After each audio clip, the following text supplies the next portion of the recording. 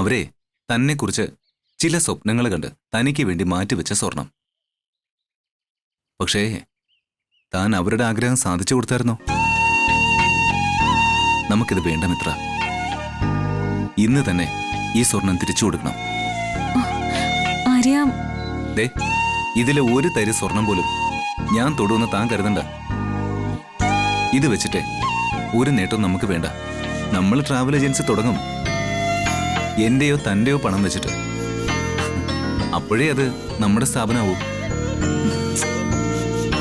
അത് തുടങ്ങാൻ പണം ഇവിടെ. ബാങ്കുകാർ ലോൺ തരുന്നില്ല. ആരാണെങ്കിൽ ഓരോ ദിവസം ഡിപ്രഷനിലേക്ക് പോയിക്കൊണ്ടിരിക്കുക. അപ്പോ വളഞ്ഞ വഴി കൂടി എന്റെ ഡിപ്രഷൻ മാറ്റാന്നാണോ? മിത്ര, പറഞ്ഞില്ലേ, ഈ സ്വർണം നമുക്ക് വേണ്ട. ഇത് തിരികെ കൊടുക്കണം ഇന്ന് തന്നെ. എന്തായാലും ആര്യം പറയുന്നത് അംഗീകരിക്കുന്നതായി അഭിനയിക്കാം. ബാക്കി പിന്നെ തീരുമാനിക്കാം.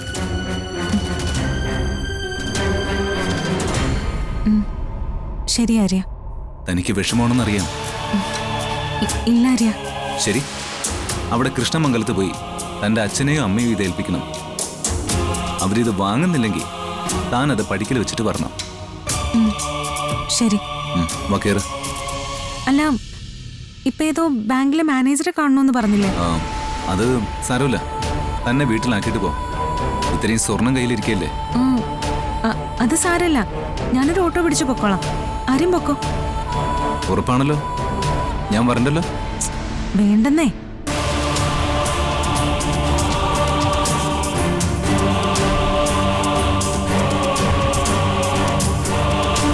ശരി.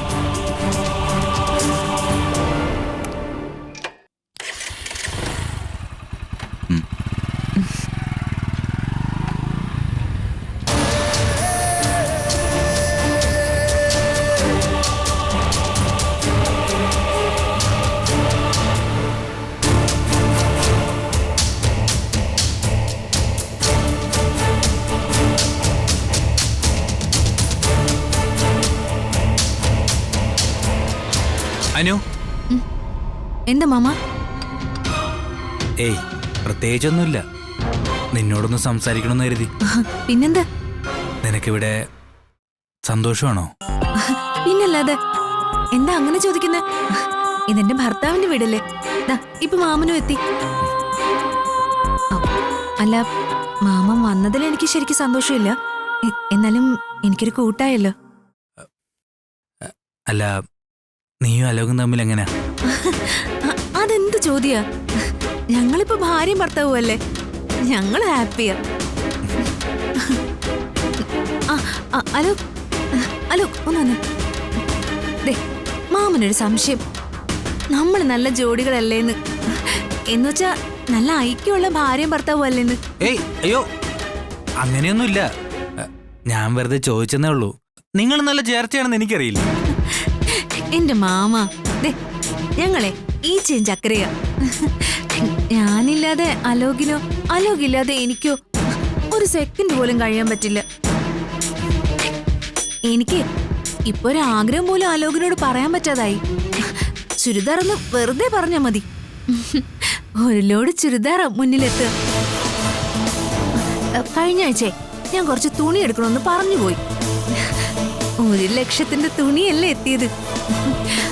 ക്രെഡിറ്റ് കാർഡൊക്കെ എന്റെ കയ്യിൽ തന്നെയാ. മതി മതി മതി, മാമന് സന്തോഷമായി. ഇങ്ങനെ തന്നെ വേണം അവസാനം വരെയും ജീവിക്കാൻ. പിന്നെ ഈ സാമ്പാറൊക്കെ എടുത്ത് തലയിൽ വെച്ച കാര്യല്ലേ. അത് അറിഞ്ഞല്ലേ.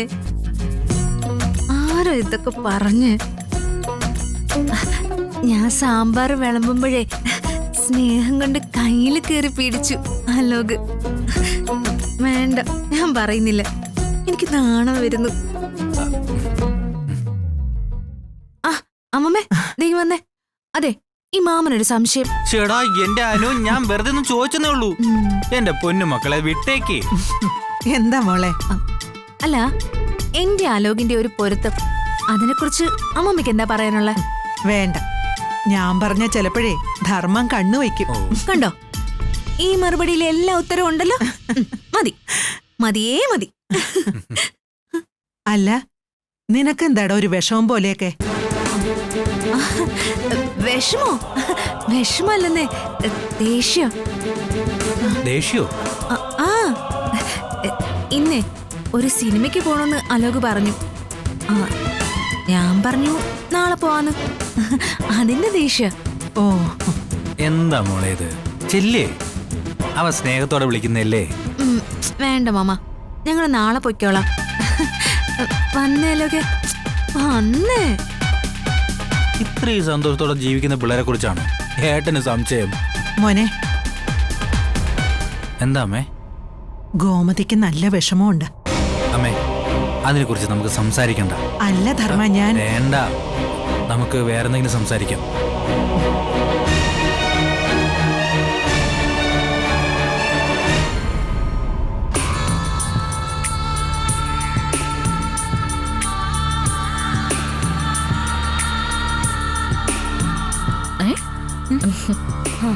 എന്താടി പെട്ടെന്ന് മുന്നറിയിപ്പൊന്നും ഇല്ലാതെ? ഇവിടെ അടുത്തെവിടെയെങ്കിലും വന്നപ്പോ കയറിയതാണോ അതോ ഇവിടേക്ക് തന്നെ വന്നാണോ? പെട്ടെന്ന് എനിക്ക് എന്റെ ചേച്ചി ഒന്ന് കാണണമെന്ന് തോന്നി. ചുമ്മാ തള്ളാതെ. സത്യമാ, എനിക്ക് ചേച്ചിയുടെ ഒരു ഉപദേശം വേണം, സഹായവും വേണം. എന്താടി കാര്യം?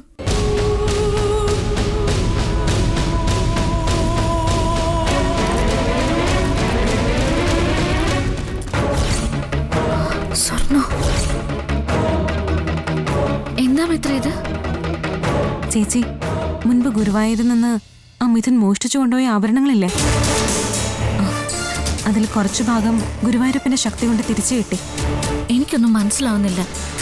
ചേച്ചി, ഒരു റെയ്ഡിനിടയിൽ ആ കള്ളൻ മിഥുനെ പോലീസ് പിടിച്ചു. അവൻ്റെ ഈ സ്വർണം പിടിച്ചെടുത്തത്. മുൻപ് ഞാൻ കൊടുത്ത പരാതി സ്റ്റേഷനിലുണ്ടായിരുന്നല്ലോ. എന്നെയും ആര്യനെയും സ്റ്റേഷനിലേക്ക് വിളിപ്പിച്ചു. രേഖകൾ ഹാജരാക്കിയപ്പോൾ സ്വർണം എനിക്ക് തിരിച്ചു തന്നു.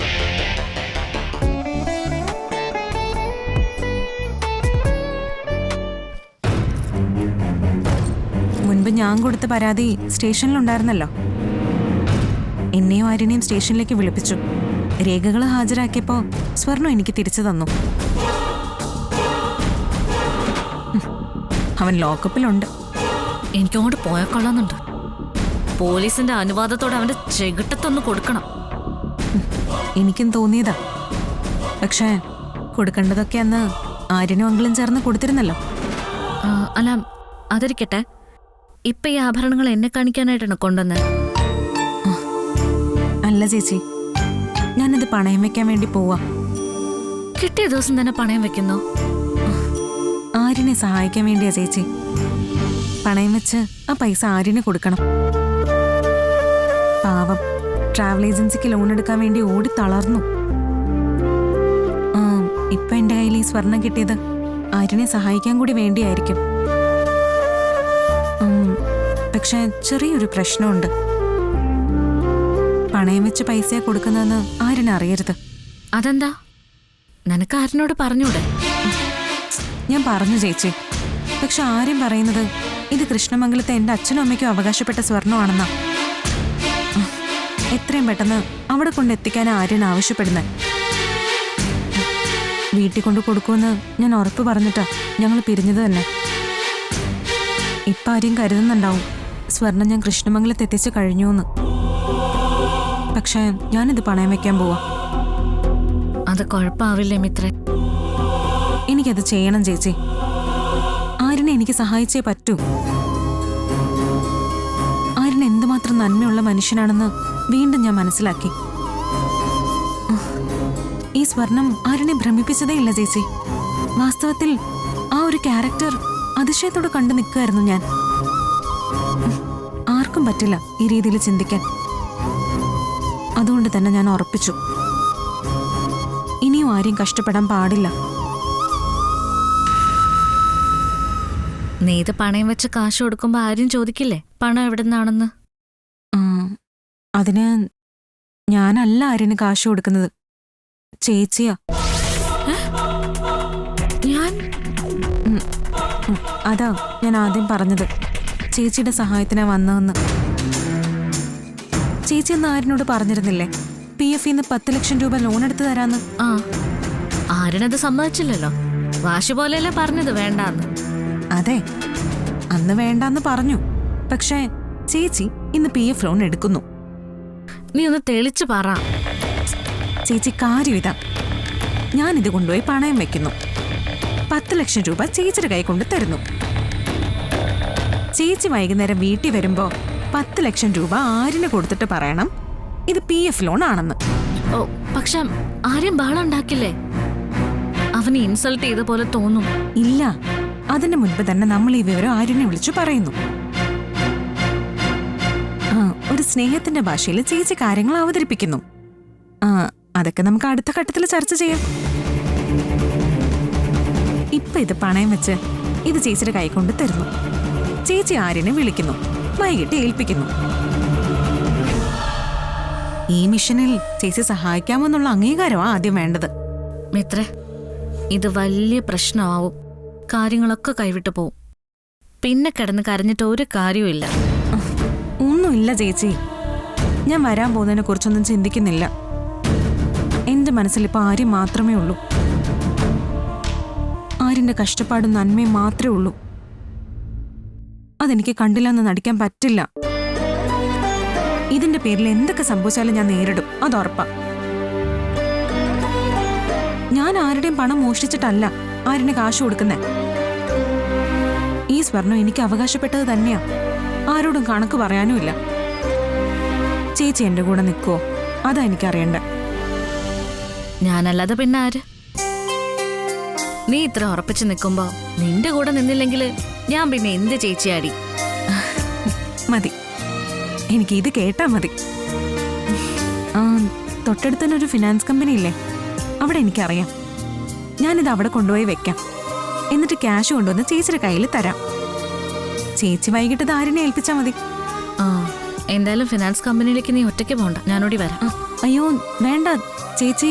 ഇല്ലില്ല, നിന്നെ തനിച്ചോടുന്ന പ്രശ്നമില്ല. വാ. മാഡം ആണല്ലോ. Hello madam. ഞാനിവിടെ ക്യാബിനിലുണ്ട്. എൻ്റെ ഒരു റിലേറ്റീവ് വന്നിട്ടുണ്ട്. ശരി ശരി, ഓക്കെ. ഒരു പണി കിട്ടിയല്ലോ. സെക്രട്ടേറിയറ്റിലേക്ക് ഒരു ഫയൽ അത്യാവശ്യമായിട്ട് ഡിസ്പാച്ച് ചെയ്യണമെന്ന്. ഞാൻ പറഞ്ഞില്ലേ, ചേച്ചി പോയിക്കോ. ഞാൻ പണയം വെച്ചിട്ട് പണവുമായിട്ട് വരാം. മിത്രേ, വലിയൊരു തുകയുടെ ആഭരണ കയ്യില്, സൂക്ഷിച്ചു കൊണ്ടുപോണം. ശരി ചേച്ചി.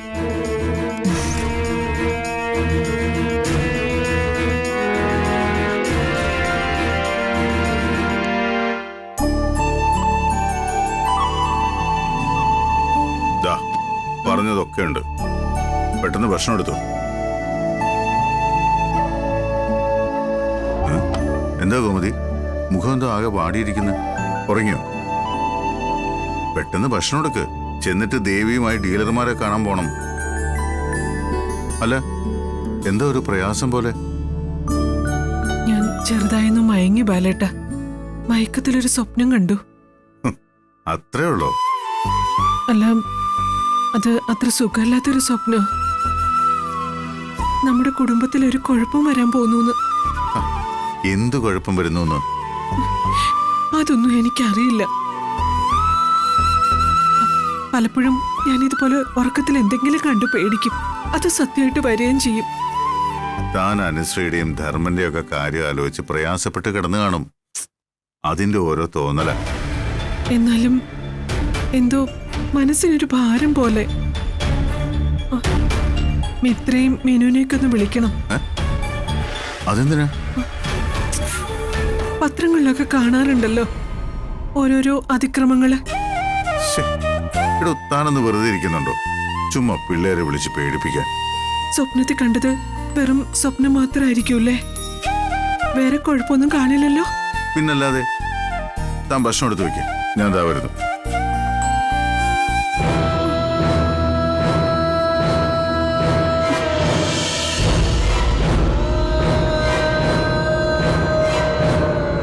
പറയൂ മേഡം. എനിക്ക് കുറച്ച് സ്വർണം പണയം വെക്കാനായിരുന്നു. എത്ര പവനാണ് മേഡം? 25 പവൻ. എത്ര രൂപയാ വേണ്ടത് മേഡം? 10 ലക്ഷം. മേഡം, ആ ഗോൾഡ് ഒന്ന് കാണിക്കാമോ?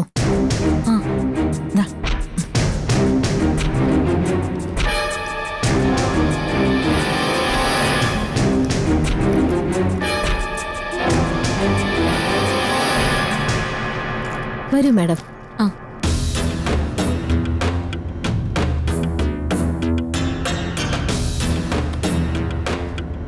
ID പ്രൂഫ് ഉണ്ടല്ലോ അല്ലേ? ആ ഉണ്ട്. ശരി മാഡം, ഗോൾഡ് ഒന്ന് ചെക്ക് ചെയ്യണം.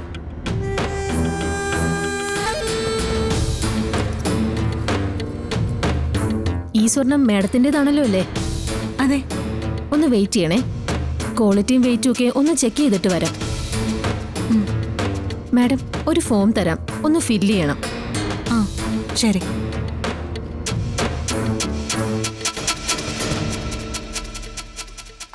അല്ല അച്യുതൻ സാറേ, എൻ്റെ ഈ ഫിനാൻസ് കമ്പനിയിൽ പാർട്ട്ണറാകണമെന്ന ആഗ്രഹം വർഷങ്ങളായിട്ട് ഞാൻ സാറിനോട് പറയുന്നതല്ലേ. പക്ഷേ അപ്പോഴൊന്നും സാർ അത് കേൾക്കാൻ കൂട്ടാക്കിയില്ല. ഇപ്പോഴെന്താ പെട്ടെന്നൊരു മനമാറ്റം? എടോ, മീനാക്ഷി എന്നൊരു സ്റ്റാഫ് കാരണം ആ ക്രഷർ യൂണിറ്റ് തുറക്കാൻ പറ്റുന്നില്ല. ഗോൾഡിന്റെ പരിപാടി ഇപ്പൊ കുതിച്ചു കയറിക്കൊണ്ടിരിക്കുകയാണല്ലോ. ഇതാവുമ്പോ വേറെ തലവേദന ഒന്നുമില്ല. പലിശയും കൂട്ടുപലിശയൊക്കെ ആയിട്ട് നാട്ടുകാരുടെ സ്വർണം നമ്മുടെ കയ്യിരിക്കും. അല്ല, ഏതോ ഒരു കട നോക്കുന്ന കാര്യം പറഞ്ഞായിരുന്നല്ലോ, അതെന്തിനാ? ആ, ധർമ്മം ഗോമതി സ്റ്റോർ എന്ന് പുറത്തായല്ലോ. അങ്ങനൊരു സംഭവം ഉണ്ടായോ? ആ ബാലനെ അന്ധമായി വിശ്വസിക്കരുതെന്നും അവൻ ചതിക്കുമെന്നും എന്റെ അനിയനോട് പണ്ടേ ഞാൻ പറഞ്ഞതാ. എവിടെ കേക്കാൻ? ഇപ്പൊ അനുഭവത്തിൽ വന്നപ്പോ അവൻ പഠിച്ചു. അവനിപ്പോ ഒരു ബിസിനസ് തുടങ്ങണമെന്ന് ആലോചിക്കുന്നത്. അടുത്തൊക്കെ വല്ല കെട്ടിടോ ഒഴിവുണ്ടെങ്കിൽ എന്നെ ഒന്ന് അറിയിക്കണം. ഞാൻ പറയാം. ആ,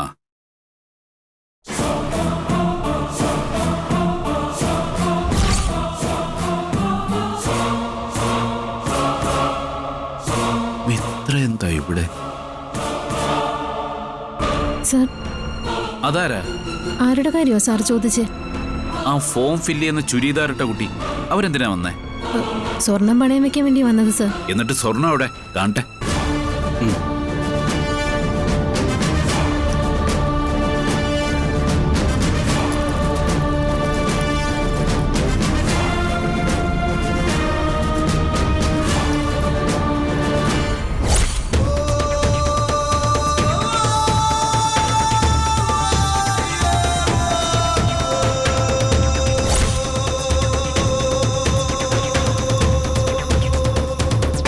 എന്താ സാറേ ഇത്? ഞങ്ങളുടെ വീട്ടിലെ സ്വർണ്ണ.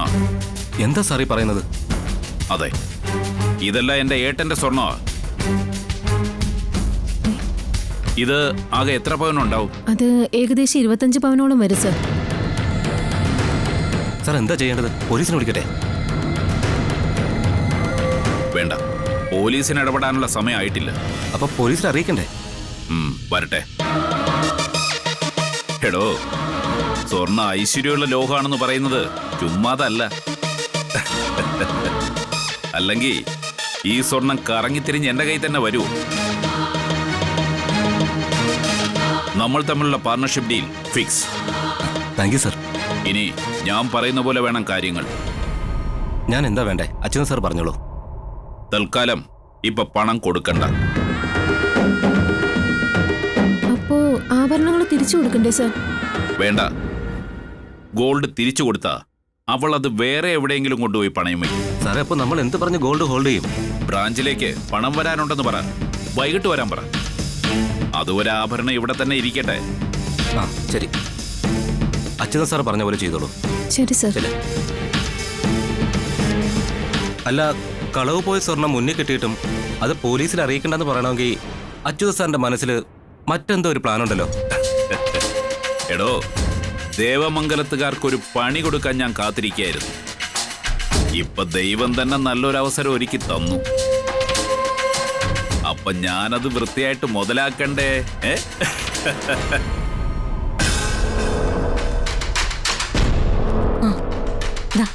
മാഡം, എന്തായി? എല്ലാം പരിശോധിച്ചു. പ്യുവർ ഗോൾഡാണ്. 25 പവനും ഉണ്ട്. 10 ലക്ഷം രൂപ കിട്ടുമല്ലോ അല്ലേ? ഇപ്പോഴത്തെ വില വെച്ച് നോക്കുമ്പോൾ 10 ലക്ഷത്തിന് മുകളിലും കിട്ടും. എനിക്ക് 10 ലക്ഷം രൂപ മതി. ക്യാഷ് എങ്ങനെയാ തരുന്നത്? അക്കൗണ്ടിലാണോ നേരിട്ടാണോ? നേരിട്ട് കിട്ടിയാ അതാ സൗകര്യം. മാഡം, അത് എന്താ? ഒരു ചെറിയ പ്രശ്നമുണ്ട്. എന്ത് പ്രശ്നം? ഇത്രയും വലിയ തുകയായതുകൊണ്ട് ഇപ്പൊ പണം നൽകാൻ കഴിയില്ല. പണം എനിക്കിപ്പോ തന്നെ വേണം. മാഡം തെറ്റിദ്ധരിക്കരുത്. ഇന്ന് ഓഫീസ് തുറന്നതേ ഉള്ളൂ. ഇത്രയും വലിയ തുക ഇപ്പോൾ ബ്രാഞ്ചിലില്ല. എങ്കിൽ പിന്നെ നിങ്ങൾക്കത് ആദ്യമേ പറയാറുന്നല്ലോ. സാധാരണ ഇങ്ങനെ ഷോർട്ടേജ് വരാറില്ല മാഡം. മെയിൻ ബ്രാഞ്ചിൽ നിന്ന് പണം എത്തുന്ന പ്രതീക്ഷയിലാണ് ആദ്യം ഗോൾഡ് പരിശോധിക്കാൻ കൊടുത്തത്. ഇപ്പോഴാണ് ബ്രാഞ്ചിൽ നിന്ന് കോള് വന്നത്. ക്യാഷ് ഈവനിങ് എത്തിക്കും. അപ്പോഴേക്കും മാഡത്തിന് സെറ്റിൽ ചെയ്യാം. എനിക്ക് വൈകിട്ട് വരെ ഒന്നും കാത്തിരിക്കാൻ പറ്റില്ല. ഒരു കാര്യം ചെയ്, എന്റെ ഗോൾഡിങ് തിരിച്ചു തന്നേക്ക്. മാഡം, അത് ഹോൾമാർക്കില്ലാത്ത ആഭരണങ്ങളാ മാഡം ഇവിടെ നൽകിയത്. മറ്റെവിടെ കൊണ്ടുപോയാലും ഈ ആഭരണങ്ങൾക്ക് 10 ലക്ഷം രൂപ കിട്ടില്ല. ഞങ്ങൾ ട്രഡീഷണൽ ഓർണമെന്റ്സ് എടുക്കുന്നവരായതുകൊണ്ടാ മാഡത്തിന് ഈ തുക തരാമെന്ന് സമ്മതിച്ചത്. അതുമാത്രമല്ല, ഗോൾഡ് തൂക്കി സീൽ ചെയ്തതിന് ശേഷമാ ക്യാഷിന്റെ ഷോർട്ടേജ് ശ്രദ്ധയിൽപ്പെട്ടത്. അത് ഞങ്ങളുടെ മിസ്റ്റേക്കാ.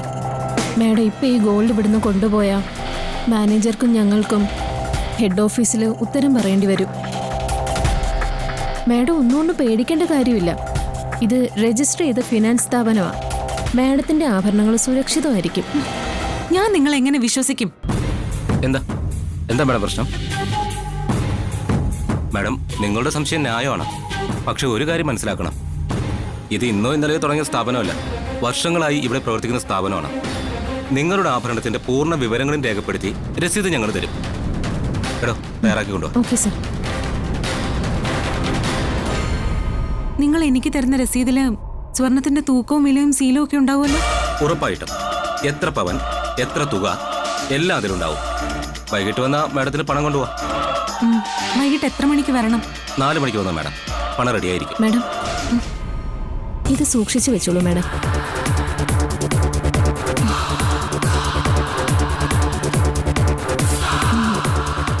ശരി. Okay madam.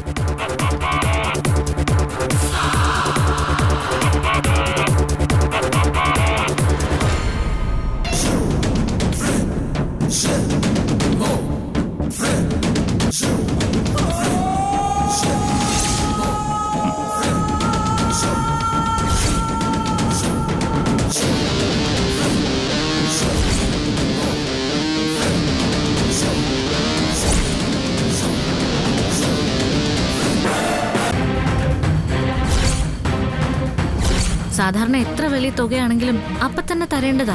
അവര് പറ്റിക്കൊന്നുമില്ല. നീ മിത്രയെ കൊണ്ട് ക്ലാസ്സിലാക്ക്. എന്നിട്ട് മീനുവിനും കൂട്ടി വാ. 10 ലക്ഷം രൂപയല്ലേ, ഒരു കാര്യത്തില് വേണ്ടേ?